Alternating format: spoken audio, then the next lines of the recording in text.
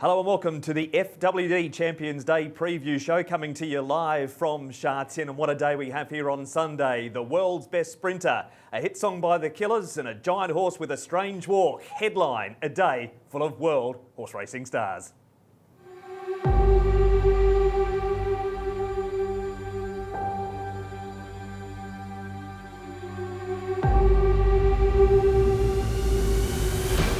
Caying Rising is 5 in front of Lucky with You and Helios Express. He's being eased down. Bring on the world next month. Satono Rave will go on and win. Satono Rave and McNamara clear second again. Voyage Bubble's going to see it out, and he's going to be the king of the mile. It's Mr. Rightside. He's opened up his eyes. He's just in front and he wins. El Vencedor, he's got another Group 1 at Ellerslie, and he's bolted in. Goliath, a very ready winner of the King George. Goliath wins for France. Cap Ferrar, he's gone through on the inside. Packing Angel, My Wish, it's still Cap Ferrar. My Wish drives. What a finish. And great to have our preview show regulars joining us, Graham Cunningham and Nick Luck. And Nick, it doesn't seem that long ago you're here in December. I know, it's great to be back. Yeah. It's warm, might get warmer, very hot, might get wetter, but the action's going to be hot. And if we were sitting here this time last year on FWD Champions Day saying, well, the international contingent is interesting but not that strong, it's select this time and it might mean something. Graham Cunningham, Nick, I'm sure it's the same. Great to be on the show again. Yeah, it's great to be here. The human stories are fantastic this weekend. More of those as we go along. But the three big Group 1s, we have a potential coronation of the world's best sprinter, Caying Rising.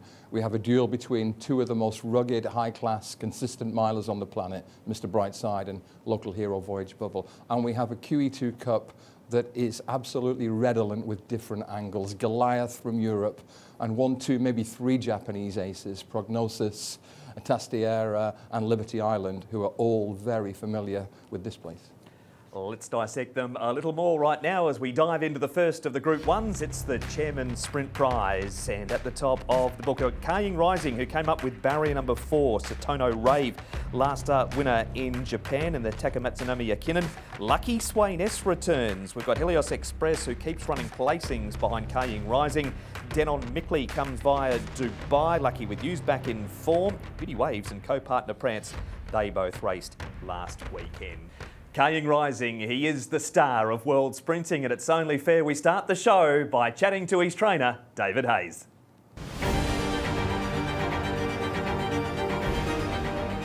Caying Rising, he's put a gap on them. Zach salutes. That's rare. He eases him down.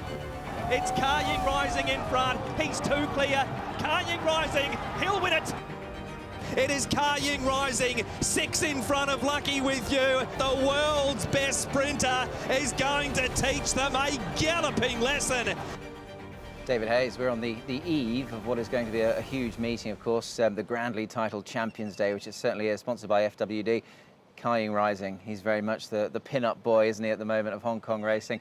How is he since his last win? Really good. He trialled yesterday. You see, it's what you see. He just travelled beautifully, beat a good field under a hold, and Zach reported very, very happy. So we just have to do what we do for the next few days, and he'll be a odds-on favourite and should be. David, he's going for his 12th win on the bounce. Now, over time, obviously, numbers increase.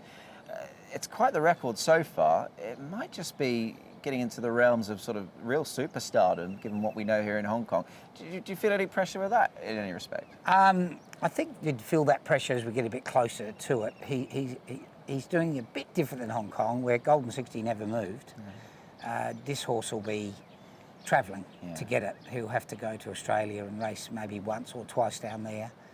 And there's not that many races he can go for in Hong Kong these days. So if he's in the present form, he'll give it a shake. He'll go very close, I think. And how exciting is that for you and the team? Obviously, all these group of owners, yourself and all your staff, etc., and Zacky's jug. I mean, to take a horse like him down to Australia, I mean, that's your homeland. I mean, that's thoroughly exciting for, isn't it? If the market's right, they've got him very short price favourite at the moment. I know it's a long way out, and this has to happen and that has to happen, but yeah, it's the richest race in the world.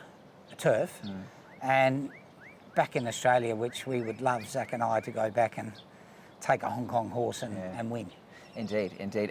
Talking of winning, there is a very nice incentive for winning on Champions Day. There's a nice bonus as well, obviously going for the culmination of the Sprint Series, or the Speed Series.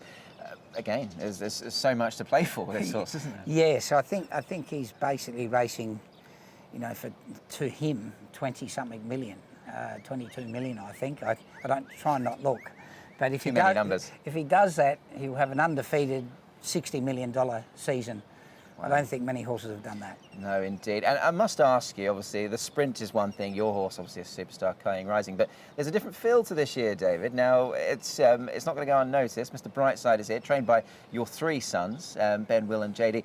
That in itself is quite unique, to have, obviously, three co-trainers for starters. But how are you feeling with the fact that all the boys are here with their superstar?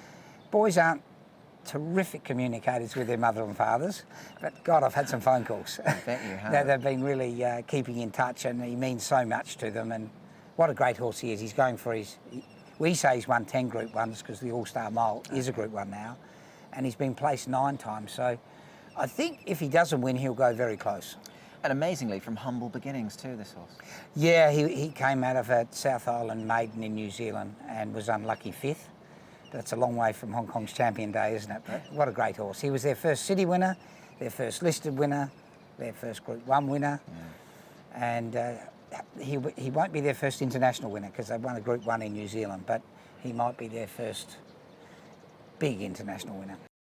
We'll hear more about Mr. Brightside, boys, when we get to the mile, but Caying Rising, Graham, he's just been indestructible against the locals. Spectacular horse. Silky smooth. When you watch him in action technically, Nick, he looks like he's floating more than galloping, and his record is spectacular. It is. He doesn't look like a sprinter. He doesn't move like a sprinter. He's bred to be a dishwasher, and he's the world's fastest horse. And no one's gonna dispute that. He's just going to win again, isn't he? Surely. And then the barrier draws done not that long ago. Barrier 13's lurking there with some good draws. Poor John Size draws 13, and he comes up with 4. I suppose, given what the horse has done, you're thinking, well, he's going to finish second again, aren't he? So it probably doesn't matter where he's drawn. Silent Witness, an all-time great, when this race is a 4-year-old. So did Sacred Kingdom. Sacred Kingdom, trained by Rick Hugh, held the track record for 1,200 metres here at Sha Tin for 17 years. And Caying Rising has broken it. A correction, he's broken it twice. Yeah.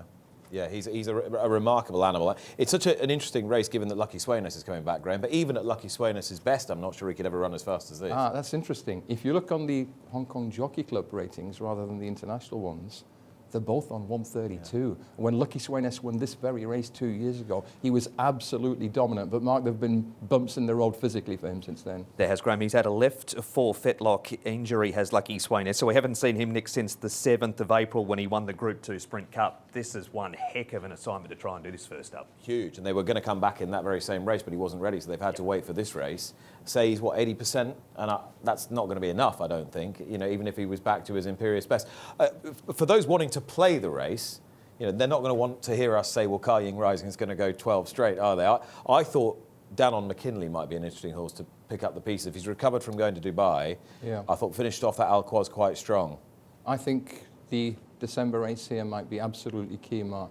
Now, that day, things didn't go right for Caying Rising. He was pressured by Victor, the winner, out wide. He had to do some hard work, and he had to be put to his best to hold on from Satono Rave and Helios Express, and those two horses square up very well as Quinella options. I think Satono Rave at the age of 6, Nick, is at the peak of his powers now. The big Group 1 he won in Japan last time was as strong as you could imagine in Japan, and he won it quite tidily, waiting for a run. Well, the Japanese are invariably quite sparing with their top-level horses, and that's why you can find them sort of improving into 5 and 6 and 7. So I don't dispute that he could run another big race. The only overseas horse I think who's ever won the Chairman Sprint Prize is the Grey Flash, Chautauqua. Okay. But I think Joe Moreira might have something to say in this finish, albeit for 2nd or 3rd place. But when your trainer is comparing you to human greats like Usain Bolt and Roger Federer, making the very difficult look very easy, and then saying, well, he squares it really well with a horse like Black Caviar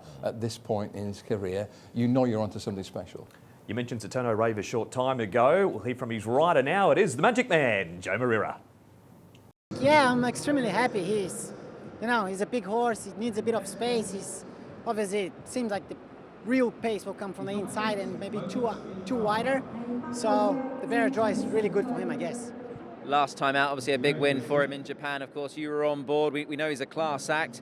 How good is he, Joe? I mean, it's a tough race. Caying Rising won't be easy to beat, but you've got a very good horse to ride. Yeah, he's a bloody good horse. Yeah, he could be one of those causing upset here. However, Caying Rising deserves all the respect that we are all applying to him. He's done so well. He's one of the best sprinters in the world, if it's not the best. But I'm happy to be taking the reins of Satono Rave, and just hopefully he gets a good result. He's been here previously, of course. A good run, went third to Caying Rising there in December. So he's got close. He handles the track. He's got ticks in all the right boxes. You're right. He had the experience of here before. So we really believe that he can go a little better. And as you know, he finished 3/4 of a length behind Caying Rising last December. So it doesn't really need to improve that much to finish the race side by side. We just need a little bit of luck throughout the race. And yeah, fingers crossed, and we're going to do our best. So that's Joe on Satono Rave. Nick, is he the only horse capable of perhaps pushing Caying Rising, or they're just all running for second? Well, I think they're all running for second if Caying Rising shows up. If Caying Rising runs the race he ran in December, initially I thought, well, maybe there's a hint of vulnerability there. But actually, if you listen to David Hayes, he says that while he at the time was a little disappointed that he didn't really put on a show, the riders, Zach Purton, said actually, that's one of his best performances, because what Graham was saying, he had to overcome so much, the break, and he had to overcome the trip and so forth, and he was still dominant in the finish. If we had the Hong Kong Racing Oscars, the award for Best Supporting Actor would go to Helios Express. He's drawn wide, but that's probably not a killer for him, Mark, because he's a late-running horse anyway, isn't he? He certainly is. There's quite a lot of speed in the race. That has been the first part of our FWD Champions Day special. We'll head to a break, come back and talk to Ricky Ewan. He's my all-star Voyage Bubble right after this.